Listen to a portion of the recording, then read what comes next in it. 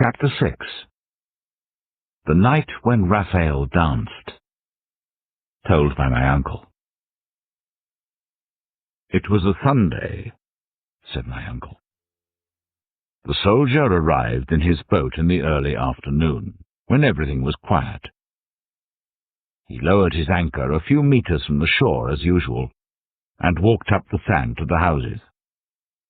He never pulled his boat up onto the beach. It was a heavy boat, and he didn't want to break the engine. He always left it in about 1 meter of water. That day he came first to the cafe. He sat and talked with me and some of the men. We all sat outside the cafe and listened to his stories.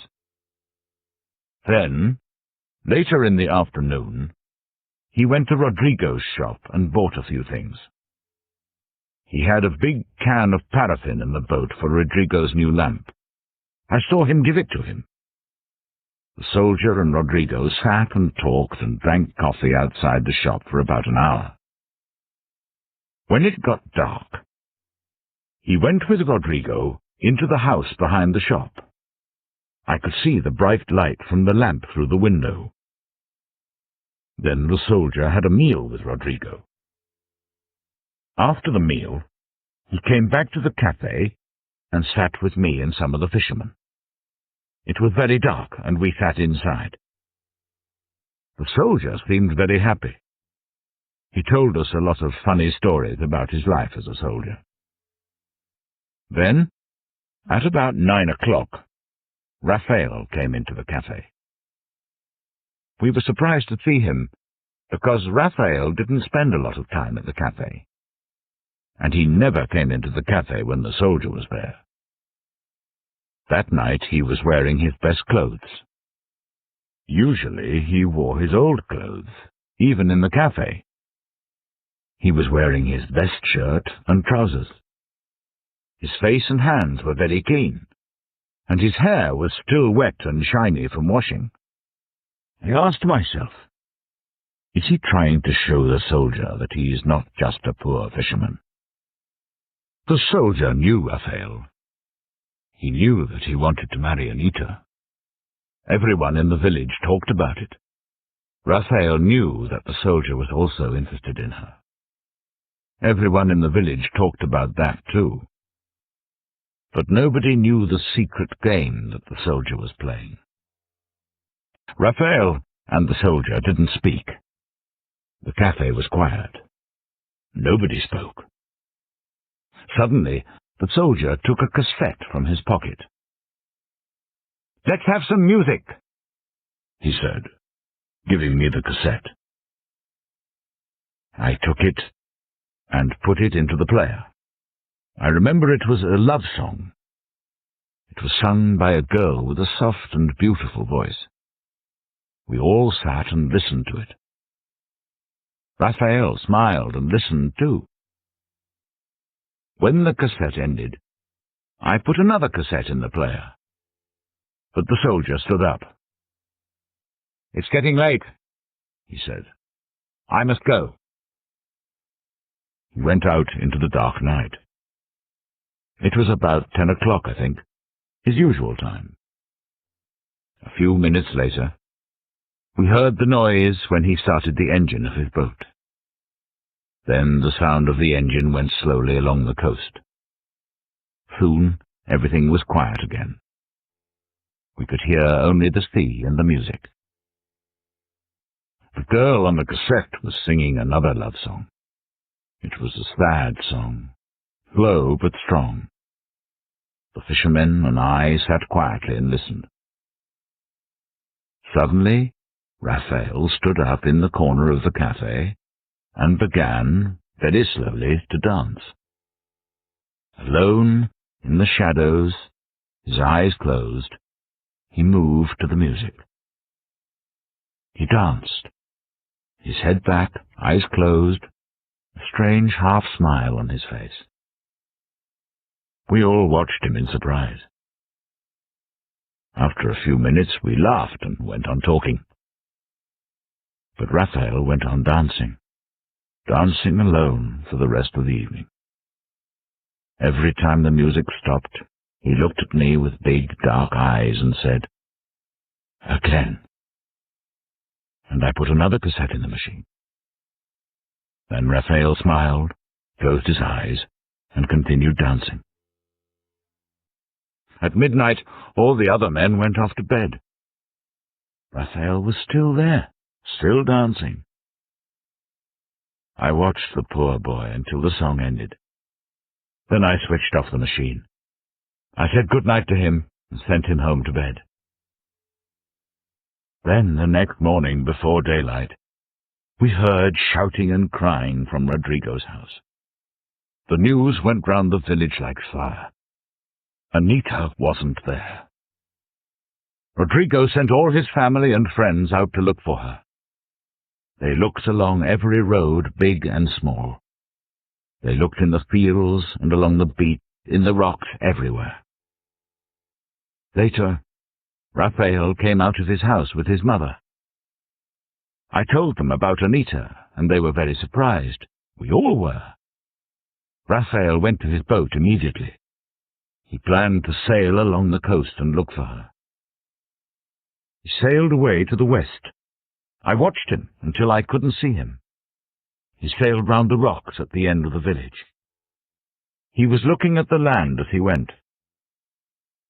The next time I saw him, he was mad. Everybody in the village was out looking for Anita that morning, but nobody found her. Then Santiago couldn't find his old donkey. He came to Rodrigo's shop. He was shouting that Anita took it. Rodrigo was very angry. He wanted to hit Santiago and knock him down. I thought he wanted to kill the old man.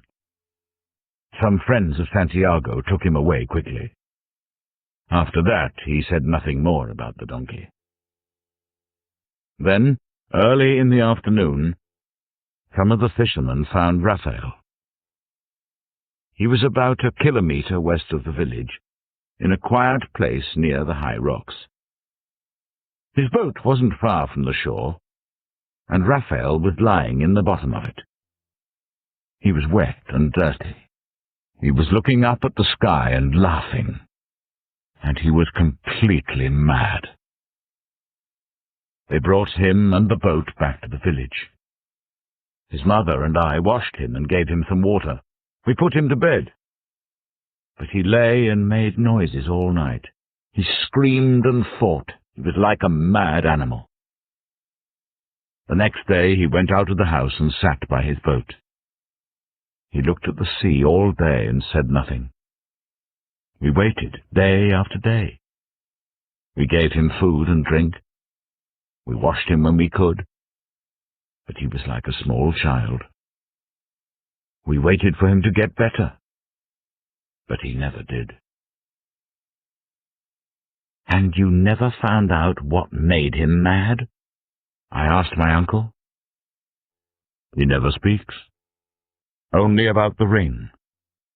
You know everything that I know now, he said. When we were washing the poor boy, we found the gold ring on a fishing line round his neck. When we tried to take it off, he screamed. So we left it there.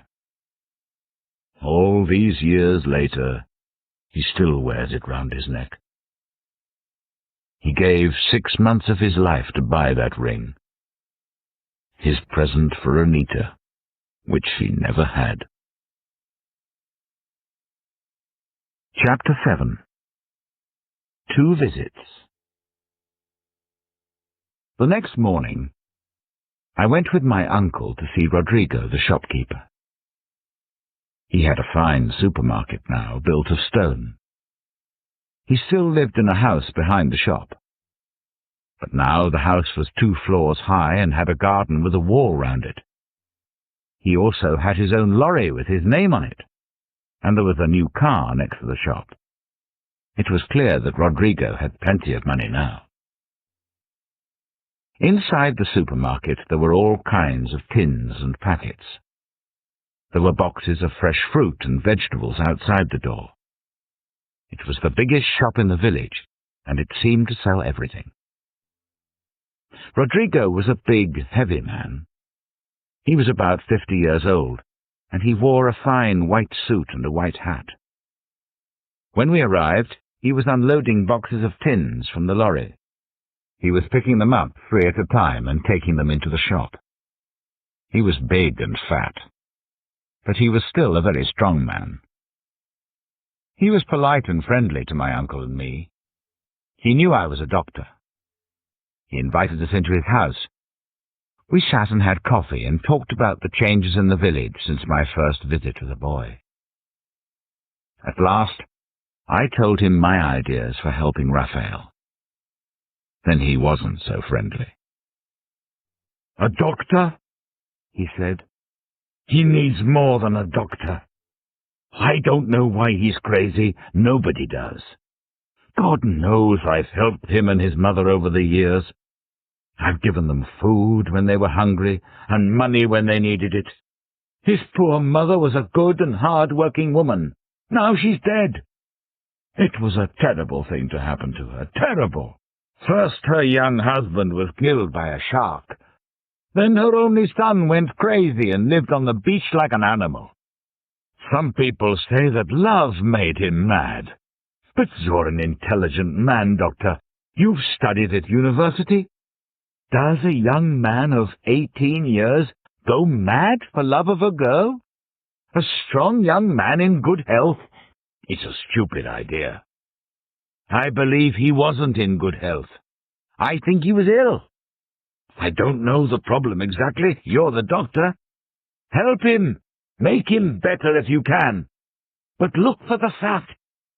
Don't listen to people's silly stories." "So you don't think that your daughter Anita was the reason for his madness?"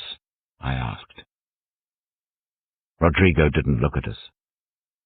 He looked at the wall for a long time. "I don't have a daughter called Anita," he said at last. "I had one many years ago, but he's dead." After that, he said nothing more about Rafael or Anita. Soon we thanked him and left. Later that morning, a man came to my uncle's house. He was small and thin. He stood at the back door with his hat in his hands. When my uncle saw him, he brought him inside. He found a chair for him and gave him a drink. "This is Luis Valdez," he said to me. "He's a farmer. He has a farm just outside the village to the east." We sat and talked about farms and the weather. Then the man began to ask me about Rafael. "Is it true, the story that I hear?" he asked. "Are you trying to save Rafael, the poor crazy boy?" "I'm a doctor," I answered, "and yes, I'm interested in Rafael. I'm trying to find out why he went mad. Perhaps I can make him better, perhaps not."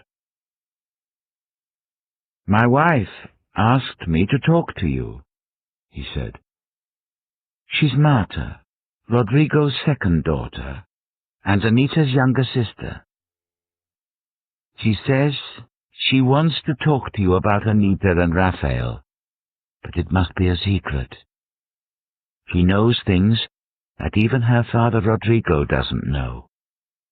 She wants to help Rafael, but she doesn't want to make her father angry or unhappy after all these years." "Her secrets will be safe with me," I said. "I don't want to make the people in the village unhappy. I only want to help Rafael. If she knows anything about Rafael, I'll be happy to talk to her." That evening, I went alone to Luis's house. Luis sent his children to bed, and Marta began to tell me her story. Chapter 8. The Young Princess. Told by Marta. "I'm Rodrigo's second daughter," Marta told me. "I was 7 years younger than Anita. When I was a little girl, it was very strange. Anita was beautiful. I wasn't. Anita was clever. I wasn't. He could read and tell stories, sing and draw pictures. I couldn't. I was small, fat and stupid. But I've been lucky. I married a good husband. I have 2 healthy sons and a pretty daughter. Now I'm very happy with my life. But I must tell you about my sister Anita. It's true that she was beautiful and clever. But I'm sorry to say, she wasn't a very good child. Not very nice. Our parents gave her everything she wanted. She could do anything she liked. She never worked or helped our mother in the house. I remember that her hands were always clean and beautiful. Her fingernails were long and pink. They were never broken or bitten like mine. Everyone thought she was beautiful and clever. Everyone smiled at her. Everyone did what she wanted. She became proud and lazy. I remember she told us stories sitting near the house. But her voice was very loud and clear, and all the people near us could hear her clever words. She often sang to herself in the house, but she sang only when there were people outside to hear her. I'm sorry, this isn't important, really. But she did other things, worse things. We slept in a small room at the back of the old house. I was only 8 or 9 years old then. Anita had most of the room for her things, and I slept in the corner. One night, I remember, it was very late. Our parents were in their room asleep, and something woke me up. I saw Anita going quietly out of the room. She was wearing a dress and shoes. The moon was very bright that night, and I couldn't sleep again. I lay awake, waiting. About half an hour later, Anita came quietly back into the room and got into her bed. "Where have you been?" I asked her. She was very angry because I was awake. "Go to sleep, stupid girl." I had stomachache. I only went out for a few minutes. Don't say anything to anyone. I said nothing. But after that I watched her. I saw her go out on other nights.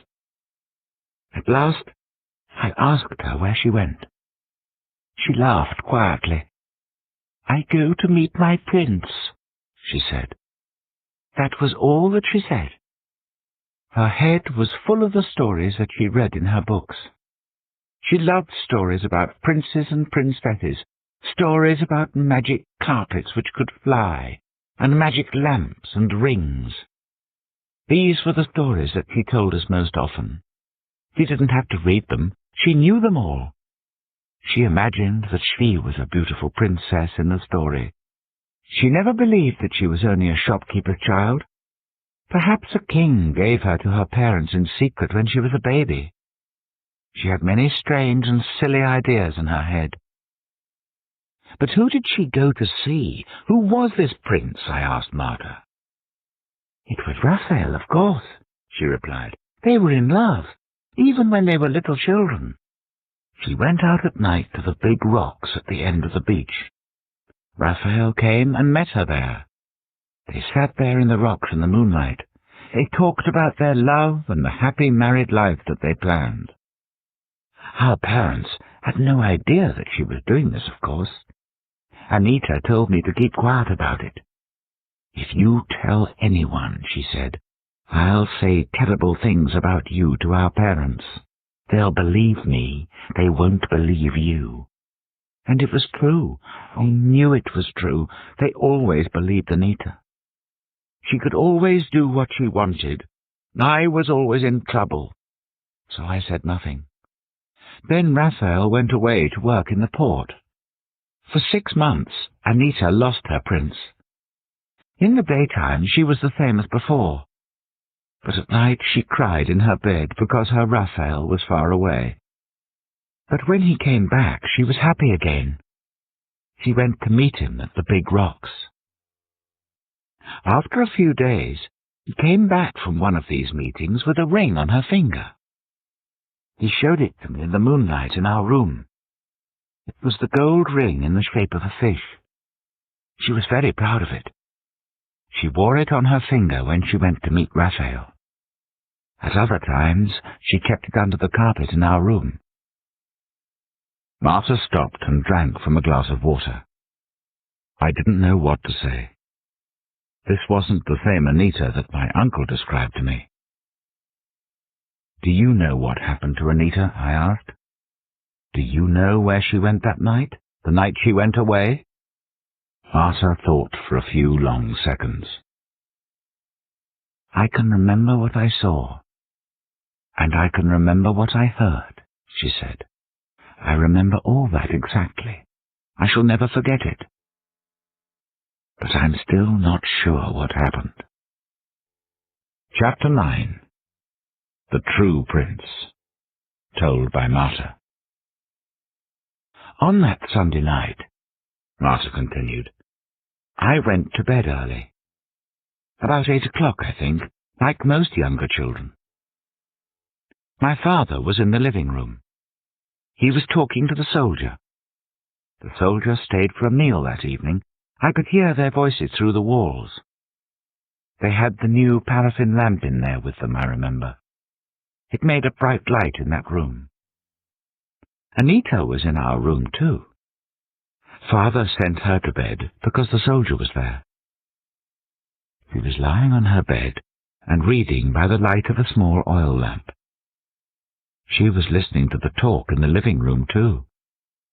I remember that we could hear the soldier's deep voice very clearly through the thin walls. I think I fell asleep. When I woke up, it was later, but not very late. The bright light from the lamp was still shining under the door of the living room. My parents were in there talking quietly, but the soldier wasn't there with them. Anita was taking things out of her box and putting them in a bag. I sat up and spoke to her. She told me to be quiet. She continued taking her best dresses out of the box and putting them in the bag. I asked her what she was doing. "I'm going to meet my true love, my true prince," she said. "I'm going away with him." She laughed and sang quietly. "The girl with the magic ring will always know her true love." She told me to say nothing. Then she went very quietly to the back door and went out into the dark night. Her hand quietly pulled the door closed behind her. On her middle finger, she wore the gold ring shaped like a fish. I went to the window and looked out. I was terribly afraid. I knew Anita was a silly child, but this was very, very wrong. If Father finds out, he'll kill her, I thought. He gets angry very quickly, and he's very strong. But I was afraid of Anita, too. So I stood there looking out of the window. I cried quietly. There was no moon, and it was very dark. I heard music playing in the cafe along the beach. It was a nice song, a slow song. I listened to the music and the soft sound of the waves on the beach. Soon I felt a little better. After a long time, I started to feel cold, so I went back to my bed and fell asleep. I woke up again much later. The house was dark and quiet. My parents were asleep. Nobody was talking anywhere in the house. Anita's bed was still empty. I went to the window again. The moon was up, and I could see the houses along the beach. There was still a light in the cafe and music playing. I went back to bed. I cried until I fell asleep. I hoped that it was all a bad dream. When I woke again, the first grey light of the new day was in the room. Anita's bed was still empty. I lay in bed with my eyes closed until my mother came to wake us. When she found Anita's empty bed, started to shout and scream. Then I opened my eyes. I soon started to cry too. I never told them where she went, or what she said. There was terrible shouting and crying in our house that day. But we never saw Anita again. So you think she went to see Rafael that night? I said slowly. Oh no, said Marta. I think she went to meet the soldier, Carlos. That's why she called him her true prince. He was like someone in a story, you see. First, the beautiful princess falls in love with the poor fisherman. Then either he turns into a handsome prince, or a real prince comes along and takes her away to his palace. I'm afraid Anita was quite a silly girl, really. She lived the stories in her head. After the soldier came to the village, she started to meet him at night. She went to the same place in the rocks, but she was meeting the soldier, not Rafael. She went there many times. Then, that night, she didn't come back. She went away with him in his boat. In those days, perhaps, a boat with an engine was like a magic carpet. But she was wearing the gold ring when she went, I said. Yes, she took all her best things, dresses, her storybooks, and the ring. But Rafael has that ring. He has worn it round his neck for more than 13 years. I know, she said. I think she spoke to Rafael that night. I think she told him her plans. Then she gave him his ring and went off to meet the soldier somewhere along the coast. Is that what you really think? I asked. Yes, said Marta. She said goodbye to Rafael and gave him his ring. Then she went to meet the soldier. That's what made Rafael mad. He went to look for her the next day, but all the time he had the ring round his neck. He wanted her to come back, or he wanted her father to find her and bring her back. But she never came. And when she didn't come, Rafael went mad. When you talk to Rafael, what does he say? He holds the ring and says, "He gave me the ring," or "He gave me the golden fish," I answered. Exactly, said Marta. First she took his ring and said, "I love you." Then she gave it back to him and went away with a soldier. That's what made the poor man crazy. What was so special about the ring? I asked. What did Anita say? Something about a magic ring. The girl with the magic ring will always know her true love. It was in her story, said Marta. Her own story. She wrote it herself. It wasn't a story that she read in a book. It was her favorite story. She told it to us hundreds of times. And it was about a magic ring. Yes. In fact, I have the story here. Anita wrote it in a notebook, and I kept it. It's the only thing of Anita's that I have. I can't read it, of course, but it's that story. Marta went into another room and came back with a small, thin notebook. She carried it carefully in both hands. She put it on the table in front of me. It was a cheap school writing book. The pages were yellow with age. There was only one story in it. It was called The Ring of the Golden Fish. The story was short. It was written in pencil in the large, clear writing of a young child.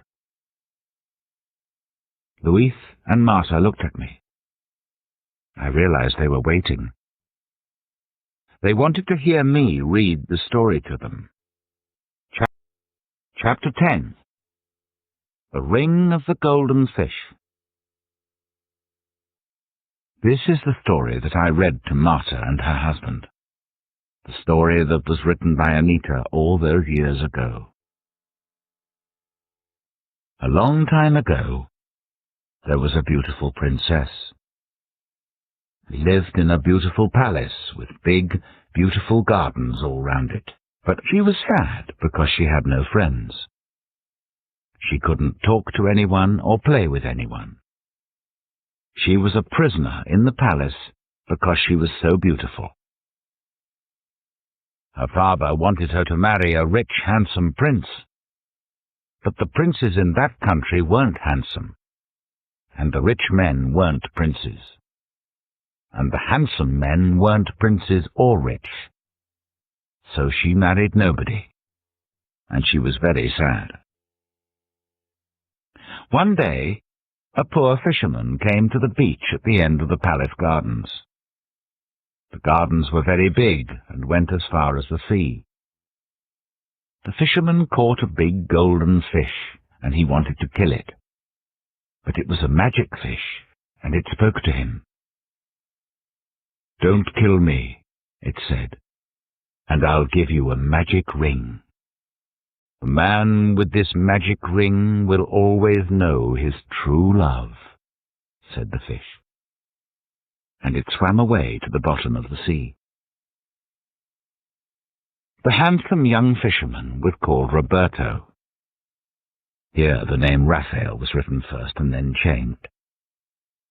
When Roberto put on the ring, he saw in his head a picture of the princess. He fell in love with her. He walked through the gardens to the palace looking for the princess. When he found her in the garden, he put the magic ring on her finger, and she knew immediately that she loved the handsome young fisherman. They went to her father, the king, and he gave the poor fisherman half his lands, and they were married, and lived happily forever. It wasn't really a very good story. It borrowed a lot from other stories, but it told me a lot about poor Anita. It told me why Rafael suddenly decided to work in the port for 6 months. It told me why he brought her a gold ring in the shape of a fish. I went back to my uncle's house. It was late at night, but I sat with him and drank coffee. My head was full of changing ideas. I said very little, but I thought a lot. "Have you learned anything important or useful?" asked my uncle. "I don't know," I said. "I can't tell you what Marta told me. I promised to keep it a secret. But are you sure about what you told me? You haven't made any mistakes?" My uncle thought for a few seconds. "Yes, I'm sure. I haven't forgotten anything important," he said. "Did Rafael really come to the cafe when the soldier was still there? Are you sure about that?" "Oh, yes, I'm sure. I remember how they looked. Rafael was clean and fine in his best clothes. The soldier was sitting at the table with his friends round him. But he was looking at Rafael all the time. They were like two dogs looking for a fight. And Rafael stayed in the cafe and danced until late at night. And you were with him all that time?" "I was with the poor boy all the time until nearly midnight. Then I closed the cafe and sent him home." "Then how did Anita give him the ring?" I asked myself. She didn't leave the house until the music was playing in the cafe, and at that time she had the ring on her hand. And Rafael was already in the cafe with the soldier, and he stayed there until midnight, about 2 hours after the soldier left in his boat. Chapter 11. Rosa's Promise. That night I slept badly. Poor Rafael, with his mad eyes, came into my dreams many times. He was holding the gold ring. He was showing it to me and asking me to help him. The next morning I sat outside my uncle's house. I looked out at the calm blue sea. I was very tired and unhappy. Soon my uncle came out and sat with me. His wife Rosa brought out coffee and eggs for us. "What will you do now?" asked my uncle. "I don't know. I still don't know why Rafael went mad. I still don't know when exactly. I can't believe that a man can go crazy for love of a girl. You say Anita was very beautiful. But a strong young man doesn't go mad for love. Rodrigo is right. I can't explain it. But I'm sure it was something more strange, more terrible. There is a reason, but I haven't found it. I think nobody here in the village knows it." "So what will you do?" asked my uncle again. "I'll take Rafael to the hospital in the capital. If you help me, I'll give him some medicine. Then he'll go to sleep. When he's in hospital, I can begin to help him. I believe something terrible happened to him. I don't mean when Anita ran away with the soldier. I mean something really terrible. Something strange and frightening. Rafael is afraid to remember it. That's why he's mad. At the hospital, I can give him modern medicines. They'll help him to sleep and to feel happy. Then perhaps he'll remember what happened to him. If he can remember, he'll get better." Rosa was standing in the door. She came to me and took my hand. She looked into my face. Her eyes were full of tears, and she looked terribly afraid. "Please don't take Rafael to hospital," she said. "Leave him here in the village with us. He'll be all right with us." I was surprised. There were tears in her eyes. She really was very worried and afraid. I thought it was the hospital. Village people are often afraid of hospitals. They believe that people only go to hospitals to die. "Please don't worry, Aunt Rosa," I said calmly. "I won't hurt him. I really think I can help him to remember. With God's help, perhaps I can make him better." "He mustn't remember," she cried. "He's mad because of his crime. He went mad because of the terrible thing that he did. He mustn't remember. If he remembers, he'll die." My uncle and I looked at Rosa. We were very surprised. Her face was red and tears were running down her face. "What do you know about Rafael's madness?" asked my uncle quietly. "I'm sure you know something. Tell us now." Rosa put her wet face in her hands. "I promised poor Clara not to tell," she cried. "I promised her on her deathbed. But if you leave her poor son here with us, I'll tell you." Rosa dried her eyes. He sat on the steps in front of the house. She didn't look at us. She looked out at the sea all the time as she told her story. "I sat with his mother, my sister, when she was very ill 5 years ago. Before she died, I promised to be a mother to her poor mad son." "We know that," said my uncle. "You and I agreed to look after him, and we have. But what did she tell you about why Rafael went mad?" Rosa put her face in her hands. "Please don't tell anyone," she cried. "I've promised to keep her secret forever." "We promise," I said. "What secret?" "The secret of Rafael's madness," said Rosa. His mother knew it, but she kept his secret from everyone. He was mad because he did a terrible thing. He did it for love, from hate. The poor, poor boy. What did he do? He killed a man. He took another man's life, the worst crime of all. He murdered the soldier because of his love for Anita. He did what? But that's impossible, shouted my uncle.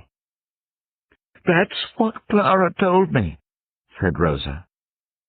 He told me everything only hours before she died. She couldn't meet God with that secret in her heart. But how? When? I asked her quietly. Did she say? I'll tell you what Clara told me, said Rosa. Her words are written in fire on my heart. I'll never forget them. Chapter 12. A Terrible Secret. Told to Rosa by Clara. It happened that Sunday evening, said Clara. It was the evening before Anita went away. I cooked some fish and rice for myself and Rafael. Soon it was ready, but Rafael was out in his boat. He often went out soon after it was dark. That day he was out for more than an hour. Then I heard his boat come onto the beach near our house. As you know, the house stands alone at the end of the village. But still Rafael didn't come to the house, and the food was getting cold and dry. So I took the small oil lamp from my kitchen, and I went down to the sea to find him. The boat was half on the sand and half in the water. Rafael was standing next to it. He was washing the inside of the boat. There was a lot of water in the bottom of it. I came near with the small lamp. The light shone on Rafael and the boat. He was very wet, his head and hair, his clothes. The water was running down him. Then I saw something terrible. There was blood on Rafael's clothes, blood in his hair, blood running down his face. His wet shirt and trousers were covered in it. There was fresh blood on his hands, red in the light of the lamp. God save us, I said. What's happened? I'm all right, Mother, he answered. Don't be afraid. But I've killed the stranger who came here to steal my true love. Then I saw that all the water in the bottom of the boat was dark with blood. I put out the lamp immediately. There was no moon, and the night was dark. I looked round at the empty beach. Take off those clothes, I said quietly. Wash yourself in the sea until you're clean. Then go to the house and put on clean clothes. Go quickly to the cafe so people can see you. I'll wash your clothes and the boat. Nobody will know what you've done. If the soldier stops coming here, people won't be very surprised. The man was a stranger. He had no family or close friends. Rafael did what I told him. He went to the cafe and stayed there all that evening. While he was there, I washed the boat. Then I washed his shirt and trousers many times, until you couldn't see the blood. Oh, Rose, my dear wife, said my uncle quietly. Have you kept this dark secret in your heart all these years since Clara died? I promised her. She asked me before she died, cried Rosa. She was as mad as her son, said my uncle angrily. We know the soldier ate with Rodrigo in his house that evening. Then he came straight to the cafe. I saw him and talked to him. He left the cafe alive and well about an hour later. I heard him leave the village in his boat. More important, Rafael was with me in the cafe when the soldier left. Yes, he was wearing his best clothes and he was very clean. But when Rafael came into the cafe, the soldier was sitting there alive, I promise you. Perhaps he followed the soldier in his boat when he left that night. Perhaps he killed him on the sea later, said Rosa. Clara didn't remember the time exactly. Impossible, said my uncle. Rafael stayed in the cafe with me and a lot of other men. He was dancing to the music. He didn't leave the cafe for about 2 hours. And Rafael couldn't catch the soldier's boat. It had an engine. It was a very fast boat. He killed someone, said Rosa, and he thought it was the soldier. I don't know who he killed, but that's what his good mother told me. I must believe her. Perhaps Rafael thought he killed the soldier. Then later he saw him in the cafe and went mad. It was still a terrible crime. Perhaps that's why he went crazy. But who did he kill? No, it's impossible. Rosa ran into the house crying. My uncle and I looked at the empty blue sea. We didn't speak for a long time. There was food on the table, but we didn't feel very hungry. Is it possible?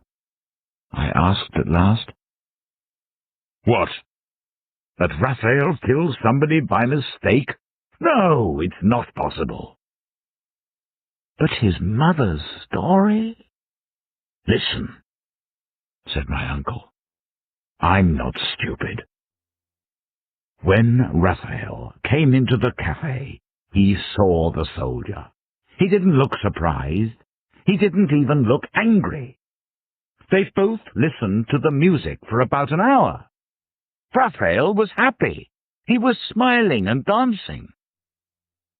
All right, I said. I believe you. I believe everybody. But this mystery is going to make me crazy soon.